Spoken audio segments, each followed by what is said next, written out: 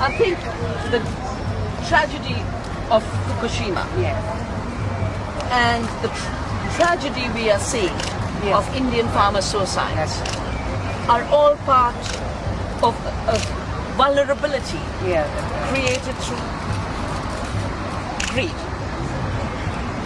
Greed combined with hubris and arrogance. There's so many ways to get energy. The sun provides us energy, the richest, most abundant source of energy.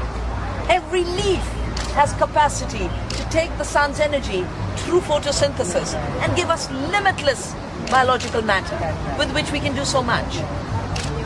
When they split the atom to boil water, which is eventually what a nuclear power plant is, you generate the heat through splitting that atom. I was a nuclear physicist. Yes, I know. I worked in India's first experimental fast breeder reactor. All you do is create a chain reaction, release heat, which boils the water, which generates the electricity. Easier ways to boil the water, as any mother who makes tea will know. The second is the easier ways to grow seed than splicing the gene. So, arrogance, irresponsibility, greed, and the sense of I want to be the master of the planet.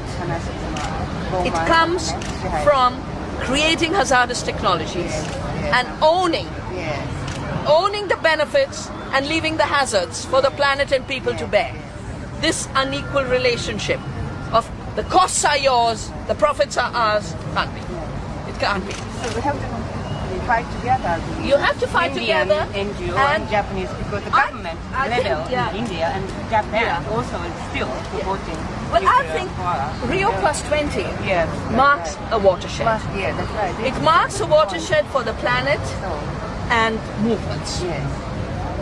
And the watershed is twofold. In '92, I was among those who was at the Rio Central, drafting the clauses. Sovereignty, Article 3. Biosafety, Article 19.3. We got it in there. It was a different time. The corporations were hiding. We were in front. Today the corporations are in front, and the time has passed for us to be hangers around of corrupt governments. We have to take leadership to create a real democracy, which I call living democracy. And of course those who've enjoyed part, those who can't move without 100 policemen and 60 pilots, without 6 helicopters. When you don't know how to live on this planet anymore, you get threatened because you think that stupidity is privilege. I would think it's a prison. If I could move without 6 motorcycles ahead of me, a helicopter above me, and 100 policemen, I'd say I'm a prisoner. They think they're free and rulers.